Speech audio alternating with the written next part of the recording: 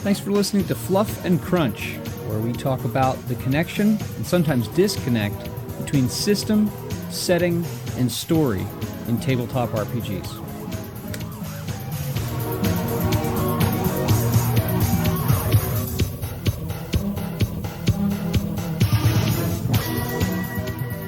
Thanks so much for listening, as always. Hey, this episode about the new Marvel Superheroes game, we went a little long. We went to about an hour, and looking back on it, there is a clean break. So we decided to chop this into two separate episodes, and I'll preface the second episode in the pair with a summary of what we're going to talk about here. And so between the pair of episodes, you get a full look at the new Marvel Superheroes game. Thanks. There we go. I'm recording. Good morning, Chris. Afternoon. Afternoon, whatever. So did you get any gaming done in the last week or so? Did you do anything last weekend? What happened last weekend? Oh no, we were meant to play more Outer Rim, but because it was so hot here on the Friday, it would have been a case of where we normally play, like in my conservatory, it's the back room thing.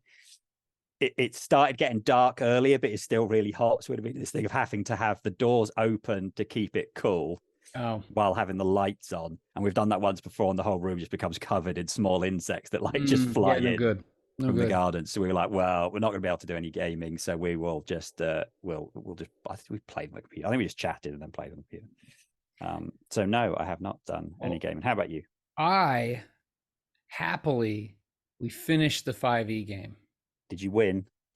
Oh yeah. Actually it was as I often say, it was interesting. It was, it ended with the big bad boss fight, which was honestly, I mean, what I expected from a big bad boss fight. It was all right.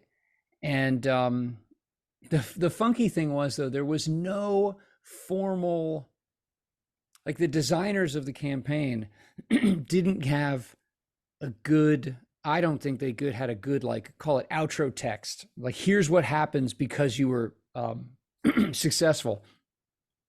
It just said essentially, like, it said something along the lines of, and our GM read this, like, now that you've accomplished this, now you can go have more adventures somewhere else. It was this strange, like, you're done. I thought you were playing a homebrew thing. I didn't realize you were playing a pre-written thing.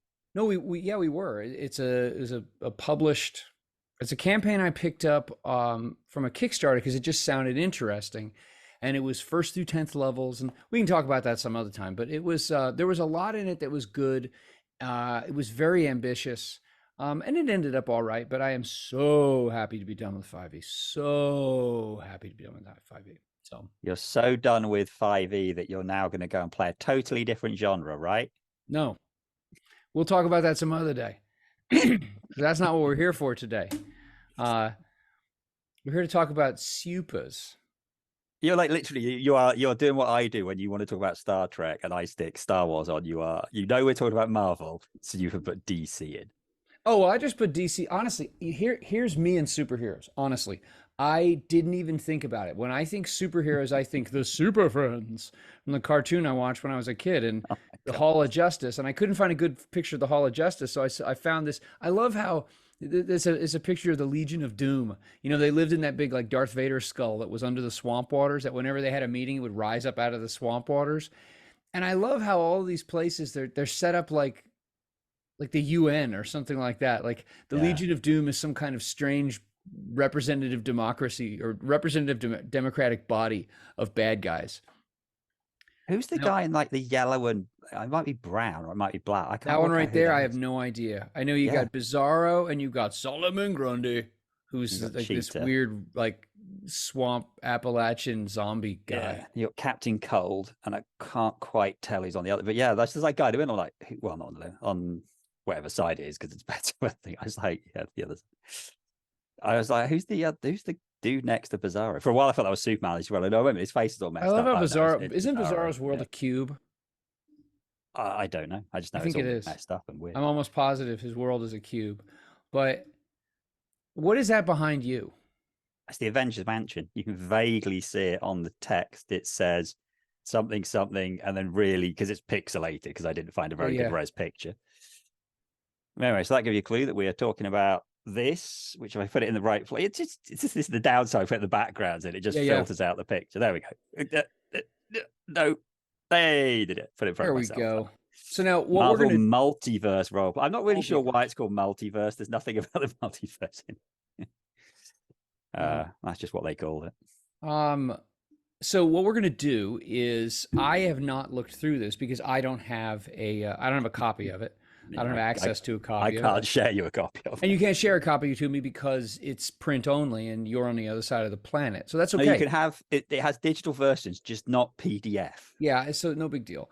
What we're going to do is I have a list of 6 questions that I'm going to ask you, coming from a standpoint of not complete, but pretty darn close to complete ignorance of the game, because that's where someone who's never played or looked through the game is going to come from. And so in terms of us doing a system spotlight / overview review, I think that makes sense as to how we'll go about it. Really quickly, you just made me think of this because you held up the book. You know, typical gaming hardback. How many pages is it? It is, and I can just look at the PDF, but since I got the book, 320-ish.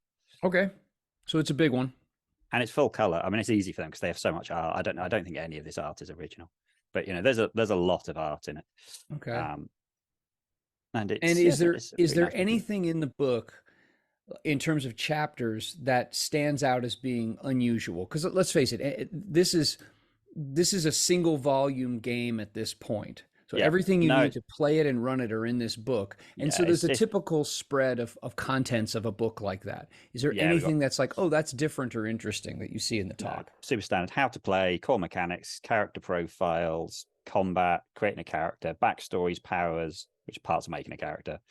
There's 130 pages of Marvel characters, which is possibly excessive. Anyway, the tiny bit on the Marvel multiverse, and then a bunch of pages on the narrator, which apparently I haven't read because there's stuff in there on omniversal travel. I feel like I haven't read that section at all. Okay. And then there's a bunch of appendices at the back. Okay. Well, let's do this. From my standpoint of complete ignorance, you're holding this book that you've read at least a decent amount of. What is the core mechanic for this game? So the core mechanic is super simple. Oh, and sorry, stupid first. What dice does it use? Technically, it uses proprietary dice, but they're just D6s. And the only special thing about one of them is that you would have 2 normal D6s, and then the other D6 has an M symbol on instead of the 1. But all you need to do is just have like 2 different colors of dice, where 2 are one color and the other one's another color. And if you roll a 1 on the different colored dice, it means something. M. Okay. So that would be similar to, if in that respect, it's quite similar to the age system. That we used to have a dragon dice, and then it became it's just the stunt dice. Right. But in that, like, higher is good. So you roll your 3 dice. I mean, at some point you're going to be able to buy them, but you can't at the moment. All I did is because I have some blank dice, I took a blank dice and I wrote 1, 2, 3, 4. Oh, well, I wrote 2, 3, 4, 5, 6, and I wrote an M. Okay. All right. And so when you roll, the typical hand is 3 6-sided dice. One. Okay. One of them is always 3. Die. So you roll the 3. They call it D616, but essentially you're rolling 3 D6 and you add them together. If your Marvel dice comes up as a 1, the 1 counts as a 6.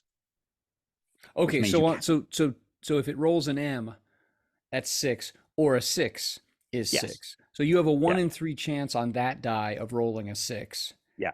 And you add all 3 dice together. And you add all 3 together. So it gives you a relatively nice bell curve. What do you do with that number? What do you add compare to that it? You add, so I mean I've shared with you 2 different sets of characters. Yeah, so I realized the one I shared characters with mine. I shared you another file we just called Doc 3. That actually has screenshots out of the book, which I've used to play the game. Okay.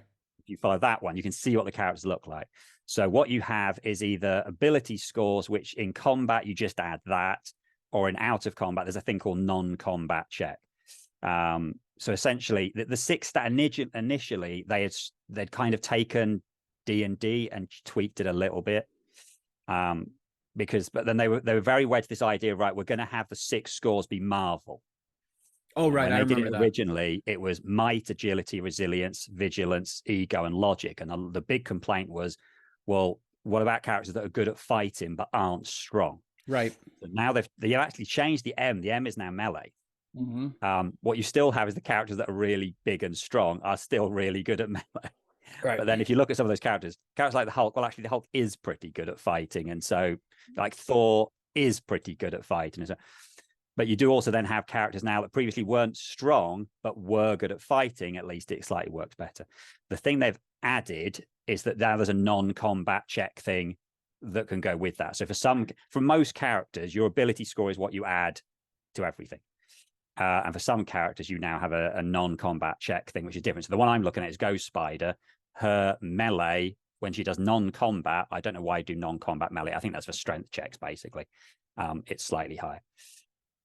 So melee is this weird thing where it's to be fair, it's just like D&D, that it's using a bit of strength and a bit of fighting, and it's mushed into one because they didn't want to completely separate. But it's doing a better job than it was recently. But and that's so the only thing that's the two other tweaks on top of that in terms of the basic mechanic. You roll those 3d6. If your Marvel dice comes up as an M, it counts as a 6. You add your score, and you compare that to a difficulty rating of Okay, so wait, let me stop you. So for those of you who aren't looking at, and no one is seeing this anyway because we don't have the screencast of it, your ability scores are all single digit. Yes, they are. So for example, I'm looking at Ghost Spider. Ghost Spider's logic is 2. So if I were to roll a 13 among those 3 dice, I would add 2 to it and I would get a 15. Yep. I would compare that to a difficulty, and if you meet, or is it you beat it or you meet and beat it? Yeah, it'll be meet or exceed, Okay, because it's a target. And then I'm successful. And then if I have to use, for the stats like resilience, vigilance, ego, and logic, the non-combat check is the same as the combat check. The only one that's different is, and agility is the same as well. The only one that's different is, like you said, melee. Ghost Spider's melee score is 4. The non-combat check number associated with that is +5. So, okay, so you would add that if it was outside of combat. If you were doing something that had to do with that ability outside of combat, you'd add the non-combat one. I'll tell you the one other thing you have. They have a kind of thing like D&D, in that you have like an advantage disadvantage thing. They call it edge, and I can't remember what the negative one's called. Negative edge. And essentially you get to re-roll a dice. If you have edge, in fact, on her initiative, you can see this, it says +3E. So she would roll a 3 dice and add 3, but the E means she's got edge, which means you could take one of the dice and re-roll, which basically means which you presumably the one that rolls the lowest, or you re-roll the Marvel dice if you're looking for the M. Okay, real quick. When the GM sets the difficulty, which I'm sure is based on, like, if I'm trying to, it's just a little table. It's just a little table. So is there ever in the mechanic, is there ever a time when you as GM put modifiers on me, like, oh, you're going to roll your 3 dice and you're going to subtract 2 from your roll, or do you, or is the difficulty of a task always handled by just adjusting the number that you have to meet or beat? Yeah, it's adjusted the target number. They do still have this weird idea of the target number depends on what rank you are. So the better you are, the target number goes up, which still seems strange. But essentially, there's a nice big table where we have this trivial, easy, routine, challenging, difficult, ridiculous, and absurd, which adds and subtracts from the target modifier. So a trivial task is a minor, like your basic difficulty is about 13. Okay. So you have a -6 modifier on trivial, you have a +6 modifier on absurd. So the numbers aren't massively different. You're the lowest you're ever aiming for is about 6 or 7. The highest you're aiming for is sort of the low 20s. And is character rank meant to give the GM some sense of comparable, like some way of comparing the character? Okay, so for example, Juggernaut has a rank of 4, whereas a bank robber has a rank of 1. And, basically all civilians and mooks have rank 1. Okay. So then it does go through and give you this idea of what you should do ranks for. To be honest, when it comes to ranks, it's almost a case of stat your character, and when you've seen how many points you've spent on abilities and powers, that'll give you the rank. That's not the way you're meant to do it. You're meant to decide the rank and go, and it gives you so many points to spend on things. But I found when I was creating I created like Batman and Black Canary and Harley Quinn, I found it was easier to kind of go, right, well, I need this many powers and I need my ability scores to look like this. Okay, that's it. You know, like Batman, I couldn't do at rank 3 because the rules do say something along the lines of like rank 2 is meant to be sort of street level. So Daredevil is rank 2, and everyone complains that like Daredevil's more powerful than that. And it's like, well, just do him at rank 3 then. It's not difficult to take the rank 2 Daredevil and change the rank 3. So like rank 1 is literally civilians and your proper mooks. Rank 2 is very, very weak street level. Rank 3 heroes, then is meant to be... You mean very weak, like street level heroes? Yeah. Okay. Rank 3 is then meant to be sort of a character that fights for a city. So in the examples I've given you, both Miss Marvel and Miles Morales are rank 3 because they basically, and Squirrel Girl, these are characters that are like, you know, they're not street level. They're a bit better than that. They have slightly better powers, and therefore they're rank 3. Rank 4 is then meant to be sort of someone who's defending a whole country, or is just a higher level of, so like Spider-Man is rank 4. I think Cap is rank 4.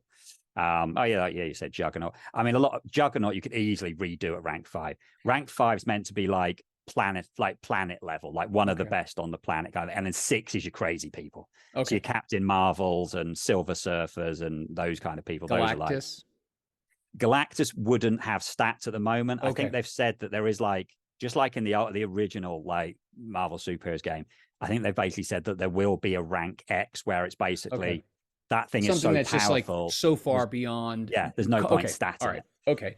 All right. So rank provides the GM with an ability to at least give some ideas to like how you're putting together things, balancing of some sort. You've got. So this is where there's a big jump in the original. In the original version, the ranks went from 1 to 30. Yeah. And you had this table that when you decided what rank you are and what your original scores are, you then had to look at, you had these different classes and you had to add this, and it was really complicated. I remember like, you complaining about that. Cross-reference this table with your class and then add it. And what you ended up with is that any character that was sort of like, basically any character compared to a character that was 5 ranks lower, because really, although they said it went from rank 1 to 30, all your characters were like 5, 10, 15, 25, 30. Just going to the one that was the subsection below, your character just was on a completely different playing field. And so what they've done is they've now reduced that. So now, like, you know, if you send a rank 6 Captain Marvel against a rank 1 Mook, she will destroy it very easily, no time at all. But if that Captain Marvel went against Juggernaut, he'd at least be able to put up a fight now. And how many ranks are there right now? It just goes up to 6. That's it, 1 to 6. So they narrowed it down. Like essentially, like as you go up the ranks, you get more points to spend on abilities, and you get more powers, and your damage is higher because we'll get to that at some point. But your damage is worked out via your rank. But it's whereas previously, if you were higher rank, not only did you have more points, your rank was being added into your scores. So like it was doubling up. It just didn't work. The numbers just got silly. That's not the case anymore. So that's a good thing. Now my next question was, how do characters, we've talked a little bit about how the characters look. They have 6 stats. The stats have this non-combat check associated with them. So if you need to use the stat out of combat for some reason, that's what you would use.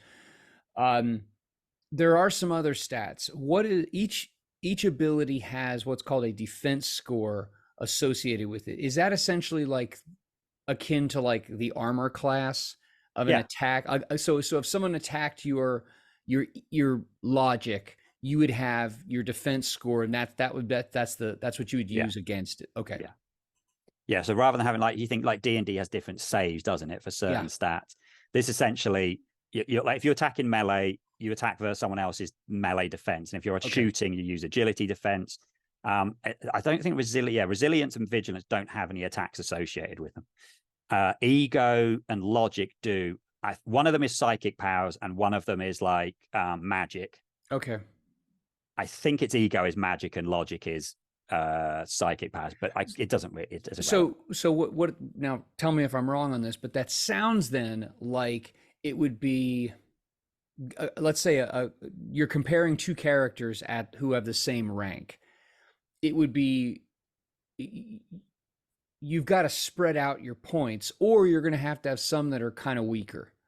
So you're not going to have someone that's good at everything in terms of being able to defend themselves. Okay, I like that. I mean, the one issue you do has if you want well, essentially, if you want a character who's going to be really tanky, you don't necessarily do it by having high defense scores. There's ways of getting like more health or having like, so looking at Juggernaut. Juggernaut has a massive health pool. He also has really big damage reduction, and I'll explain damage in a minute because that's relevant. If you want to take out Juggernaut, you basically have to attack him using ego or logic. Because those are the areas comparable or comparatively where his defense scores are the lowest. And I'm looking at Juggernaut here, like his melee defense score is 16, his resilience defense score is 17, but his ego and logic and agility are all 11. So those are the lowest. And is that the number that you would have to roll at or above to cause damage in that area? Okay. To hit him, yeah. Yeah. Now, so speaking of damage, they simplified damage. Originally, in the original version, you roll to hit and then you roll for damage. And then now they've changed that. Simply enough, you can see it in the little damage table. So underneath, on the character sheets, we've got this little matrix where we've got the ability scores, defense scores, and non-combat checks. Next to them is a little damage matrix. But it's essentially, you've got for your melee, agility, ego, and logic, you take whatever you rolled on the Marvel dice and you multiply that by a number and add another number. And that multiplier is coming from your ranks. If we look at Juggernaut, for agility, ego, and logic, because he is rank 4, if he shot someone, I don't know why Juggernaut's shooting someone, but Juggernaut shoots someone, then he has his Marvel dice times by 4 because that's his rank, and then you add on his agility. Likewise, if he tried to intimidate someone with his ego, or if he tried to confuse someone with logic, he would multiply by 4, and then because that's his rank, but he'd only add 1. So he's not doing much damage using those. But melee, it's times 8. Yeah. Now that's because it's his melee ability, which is plus 7. That's really clever. So in other words, aside from a little bit of multiplication and single digit multiplication and single digit addition, your to hit roll damage is a direct function of that. Yes. Okay, I like that. That's a neat way to streamline things. And I also super streamlined and quick compared to what it was. It's just so much easier. Oh yeah. Well, and I was going to ask you too. I mean, are there degrees of success? Well, degree of success is built in here because the amount of damage you do is a direct function of the numbers you roll. However, it's based on your Marvel die. Okay, it's based on the Marvel die. So the higher you roll on the Marvel die, the better. And since you have a 1 in 3 chance of rolling a 6, that's pretty darn good. Well, I mean, the other thing is that the thing I didn't say, where anytime you roll, if you succeed and you roll the Marvel dice, you get what's called a fantastic success. So that would be like a critical. Now, that's obviously happening a lot. That's 1 in 6 of your rolls are going to have that. Yeah. On damage, for most abilities, it gives you double damage. Okay. So it means if Juggernaut hits someone and rolls a 6 on his Marvel dice, he's not doing times 8. He's doing times 16. Oh, wow. And he's already rolled a 6. So he's doing 6 times 16, essentially. Plus, it's a massive amount of damage. Plus 7, that's 103. Yeah, so he just but then he's like, well, that's Juggernaut. So so that makes sense. Fair now, enough. when damage is done to you, I'm looking at the character sheet here. I see that they have characters have a health score, which is double to triple digit. Looks like it's in multiples of 10. And then there is a damage reduction, which is much lower, if at all. So is that just like, for example, Dr. Octopus has a health of 90, but a damage reduction he has no damage reduction. And so if Juggernaut just squishes it. If Juggernaut punches him and does, I don't know, 70 some odd points of damage, you just subtract it directly from his health? Yes. Okay. Now, when it comes... I was going to say that, so the damage reduction works off the multiplier. So if you have a multiplier of 5 and you hit Juggernaut, you've actually only got a multiplier of 1, which means you are really struggling to do damage to him. Oh, so wait. So the damage reduction is not like, for example, Juggernaut has a damage reduction of -4. So Juggernaut does not subtract just a measly 4 points from the damage does to him. He will the 4 that moves the Marvel die number down. It reduces the multiplier. So that number where you've got a multiplier. So essentially, if you're not super strong, or you don't have, or you're not hitting him with something with a multiplier of 5, you're not doing a lot of physical damage to the Juggernaut. Let me get which this is kind of the point. So that is so. Spider-Man, for example, looking at Spider-Man, he has a melee damage multiplier of ×5. and then he adds 5, which is his Yeah. agility to it, because I guess that's a Spider-Man thing, and I guess that makes sense. So if he punches Juggernaut, that times 5 is going to be a times 1. Yes. Okay, that you know what? Look, from watching Spider-Man and His Amazing Friends, which is about all the experience I have with Juggernaut, that makes sense to me. It makes sense that Spider-Man, who can beat up regular people, is not going to be able to do a whole lot against Juggernaut. Yeah. Okay. All right. So basically he would have to, I mean, you essentially just have to web him. You web him up, and Juggernaut can break out of those webs because he's strong. Yeah. But the webs are actually insane. I can't remember who did it. When I played, Mika decided she was going to walk through a web trap as Miss Marvel to get to some bad guys that had been webbed because everybody else was playing web characters. And I was like, you're going to get stuck in the web. She's like, it'll be fine. It's like, okay, you're stuck in the webs. You now need to roll to break out. That was like 2 turns of her being stuck in these webs. Well, that makes sense. I was like, have you seen Spider? Do you know how bad those webs are to get out of? All right. So actually, I'm digging this system-wise, because I think it's really important, especially in such a known property. And I mean, there are certain tropes in supers that you have to express in the game, and we all know how Marvel feels. People who read Marvel comics or watch the cartoons, watch the movies, there's a certain vibe to Marvel, and so the game has to model that. And thus far, it kind of feels like that's the case. Now, let me ask you something about health. Health being that's the term for hit points or damage capacity. What happens when you start taking damage? I mean, essentially, your health just goes down until you hit 0. So are there any kind of like thresholds? Like if you lose half your health, you experience this penalty? Or is it like, like D&D hit points, where it's just like you're fine, you're fine, you're fine, you're down. There's no in between. Yeah, it's pretty much like that. What you do have is when you hit 0, you're down. But if you notice, the heroes have karma, but I think Juggernaut probably were. Yeah, Juggernaut does it. Bad guys don't, good guys do. When you go down, you can spend karma points to basically cheat and come back up and have like a second wind and do that. But no, that they've deliberately tried to do is relatively simple. So they haven't put in a like that your character gets weaker kind of thing. As they do that. The other thing is actually you can mitigate that. There's 2 ways you can mitigate the damage. You can use your actions to just kind of eventually you can spend focus to just gain health back. And a lot of characters have, I can't remember what it's called. There's something, it might be something like Brace for Impact, something like that. Quite a few characters have a power that lets them, when they get hit, sort of reduce the damage they take. So instead of like, if you get hit by Juggernaut, you're like, ooh, that is going to take me out. There are some characters who have like, martial arts abilities that essentially lets them reduce that damage. They're like, right, I'm going to spend some focus to take less damage, but then focus runs out as well. So, and I think it's tough. Like for me, the idea of damage causing trouble for you in the game adds a wrinkle and adds some interest value and adds some challenge, but it also complicates things at the table. So I could see either way, and it like D&D style, where you're fine until you're not fine. It's like binary. It's just, I think if you look at I think if you look at comic books, it's also not very comic booky to have the characters getting worse as they get more damage. Exactly. If anything, I think that models the genre. Yeah. If anything, it goes the other way. You've got characters, like Hulk. I can't remember what Hulk's rules are. I know there's a Berserker rule, but I can't remember what it is. But if anything, you have characters that when they get more damaged, get stronger, not weaker. So it's not really a comic book. Of course, that's a dodge. The reality, I think, is they were going for something simple. Yeah.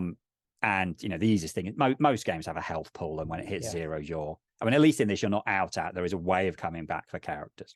Now, how about thinking about combat? So we know how people get hit. We know how people take damage. What happens? What about initiative? How's that handled? I mean, initiative is like, it's just a roll, and you see all the characters have an initiative modifier on them, which is probably just based off your vigilance. But then some characters, so like most of the spider characters, have a bonus to that, because presumably because they're spider senses, but I could be wrong about that.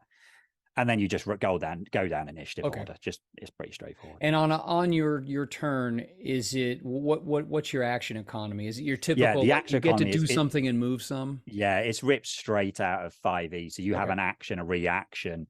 They originally at one point, remember they have like kind of bonus actions, and there was lots of stuff that bonus action. I think they decided right that was too much. You now pretty much have move, action, and then you have reactions. Now, one thing I do like about this compared to other games is that reaction generally lets you do a lot more. And one of the things I like, there's two really cool reactions you can have. One of them is called interpose. If one of your mates gets attacked and you're near enough, you can use your reaction to jump in the way and take that hit. Now that is Okay. straight out of the comic books. That works Yep. really well. If you're Captain America and you're going to block something with your shield, or you're Groot and you're going to stand in front of Rocket, you're Spider-Man and you're going to stand and take a hit for a civilian. Yeah. D&D that isn't built in. Like you have to be a battle master fighter to have that kind of ability. Yeah. But that's just baked into the game. The other one you can have is if you're a bad guy, you can do the opposite. If you have henchmen around you, you can essentially do the reverse one where you put them in the way and they take the hit for you. Yep. And that's just a standard rule. Okay. It's not I like like a special. You don't have to have a special ability. It's just a standard rule as one of the things you can do with your reactions. Likewise, there's other kind of there's other extra actions you can do rather than just attacking. So a lot of the powers are actually attacks. So kind of like originally it came, it almost felt like they were spells, but every character has them. So where you see the powers, a good chunk of the powers are really like different attacks. So some aren't. Like if I look at Squirrel Girl, she's got things like heightened senses and inspiration and jump and wall crawling. Those are all things that let her do stuff. But then under super strength, she's got banging heads and clobber. Banging heads is letting her attack multiple people at a time. Clobber's letting her do more damage. When you look at like Spider-Man, he's got a bunch because he's got web trapping and web grabbing and web casting, spider strike, which are all different kinds of attacks that like some are area attacks, some just hit one person, which actually means that you would struggle to play the game if you just sat down the first time you try to play it just with that character sheet. I think it's quite difficult. The good thing is like, well, as long as it's one of those things like, well, I made sure I knew what all of those did. So when, I played this with 2 4-year-olds and they were just like, they were playing with their parents and their parents like, what do you want to do? And they're like, well, I want to shoot a web at something. Right, cool. And then I just called on, if they were trying to hit one person, then I just did the basic web casting. If they said they wanted to hit a group of people, then I did the web trapping because I knew that's what it did. And, and in the rules, it'll say roughly how it works. But they're all kind of like, if you succeed, then this happens. And if you get a fantastic success, then this other thing happens. And that's all. So that's in your 130 pages. Well, no, that's 130 pages of characters. Yeah, there are quite a lot of powers. Okay. But the reality is your character, although you can see here, these are rank 4 characters, they have quite a lot of powers. Some of these powers aren't really doing a lot. Like Mighty is purely giving you a bonus to your damage and a bonus to your non-combat. Okay. And on another table, it lets you lift more. Some of these are relatively, once you'd looked at them, they'd be second nature. Looking at let me ask you this. So there's a power section, and that makes sense, obviously, for supers on a character sheet. There's also a section called traits and tags. And I'm looking at Spider-Man and I'm seeing he has the traits of combat reflexes, free running, quick learner, surprising power, and weird. He also has tags, heroic, mentor, Peter Parker. This is the Miles Morales Spider-Man. Okay. Oh, okay. Obligation school. What is the difference between a trait and a tag? So a trait will have a gameplay effect. So like combat reflexes, I think gives there's you a edge. Mechanical side to it. Yeah, there's a mechanical side to it. So those are they're close, in D&D terms, those are feats. In 2D20 terms, those are talents. Okay. They have actual mechanical things, like you said. Tags are purely role play ones. Okay. In the original version, you just had traits and they were mixed together. So you were like, well, wait a minute, this thing is clearly a narrative thing, and this thing is a mechanical. Why would I take any of the narrative ones when I can have all these cool mechanical ones? So that they've changed that so that now they have traits and tags, which are 2 separate things. That makes sense. Which is, essentially it's a bit better. That aside from just like biographical fluff stuff that's on the character sheets, that pretty much covers everything. What of the system do you see as supportive of modeling the right feel for Marvel? What do you see, as in how characters are constructed and statted, and how the system uses those stats to produce results that feel like Marvel? Because thus far, it sounds to me like there are some pretty important changes they've plugged in since the first version of this that would make it feel at least like a Supers game. Where do you think it does that well? I think, to be honest, the basic system is simple and kind of gets out of the way. That's useful. The main thing is the powers thing and the way it works with actions, because in a lot of superhero games, it can kind of feel that like, so I'll give you an example. That Prowlers and Paragons, when I first got read through, I think this is really cool.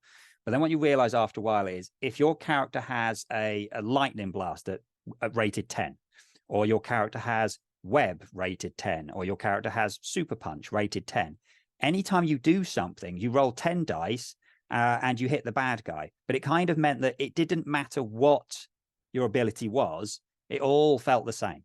You know, kind of like the way that you have the same problem in Marvel Heroic. I really liked Marvel Heroic, but one of the things I didn't like is that it didn't matter whether Hawkeye was shooting someone and he had, you know, a D10 bow and a D8 reflexes, or it was, I don't know, She-Hulk who had D10 strength and she had D8 fighting. It just ended up being numbers in a pool, and so you could describe it, but case what you did had to be narrative. Now if you like doing all the narrative stuff, then that system was better for you, because you could explain it, and what, you know, what She-Hulk did was different from what Hawkeye was doing, but what you rolled mechanically was exactly the same. Here, because of the way the powers work, you don't just have like wall crawling and webcasting. That's what you'd have in other systems. You would purely have, you'd have wall crawling and webcast. Here, on the one hand, you know, it makes it marginally more difficult. You have these different sub powers, which means that it's a bit more interesting. That like, okay, well, I can use this version of my web thing, or I can do this thing.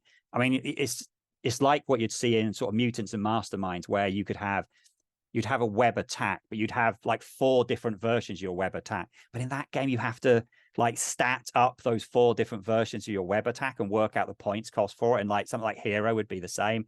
And, you know, you need a spreadsheet to do it, and it takes hours. Here, okay, you can pick them out of the book. And actually, if you look at it, all the spider characters have really similar things. But then you could think and go, yeah, but realistically, all the spider characters are super similar.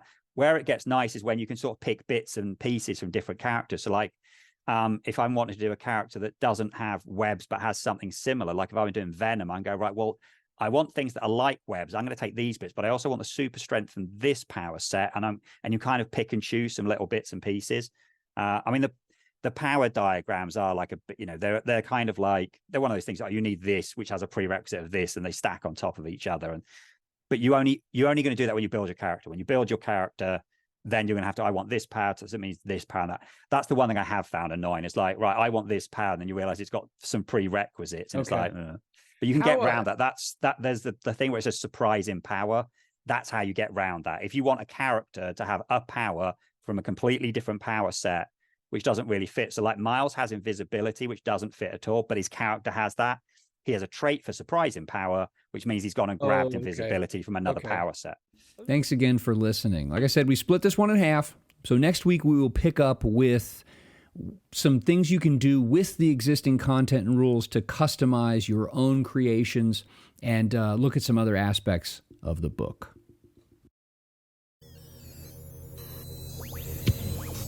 Thank you so much for listening. You can visit our show's homepage at anchor.fm/fluffncrunch. That's FLUFFNCRUNCH. We would really appreciate feedback and reviews on whatever podcasting platform you're listening to this on. Thanks so much.